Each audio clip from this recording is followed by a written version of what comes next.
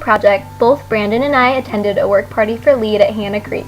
Our task involved the deconstruction of a trail created by mountain bikers and hikers in order to promote biodiversity and prevent erosion, due to the trail's location not being optimal. We did this by spreading mulch on and around the trail, while also planting trees and moving debris onto the pathway.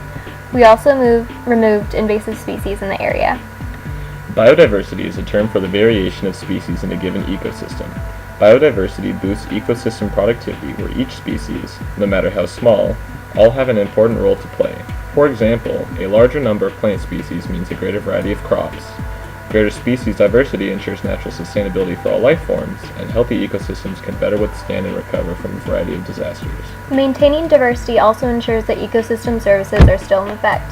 Ecosystem services are the collection of benefits that ecosystems provide to humanity.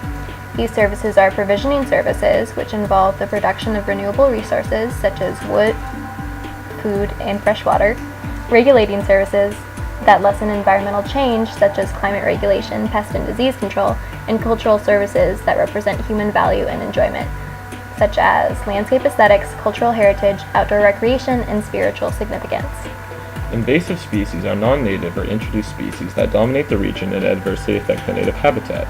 English ivy is a well-known European vine that has been widely used in North American landscapes. Because this type of vine is evergreen and well adapted to the mild Pacific Northwest climate, it grows all year round in western Washington and can outcompete many other plant species. This aggressively spreading vine can cover everything in its reach and has no natural checks and balances to keep it under control. In the understory of forests, English ivy spreads over the ground and crowds out native wildflowers, ferns, and tree seedlings. When English ivy is allowed to grow up tree trunks, it can increase the risk of trees being blown over in windstorms because of its large mass and sail effect of the vines in the canopy. Tree bark is more likely to have disease and rot problems, and tree health can be damaged by reduced access to light when the vines cover the tree's branches. The use of industrial fertilizer is both wasteful and harmful to the environment.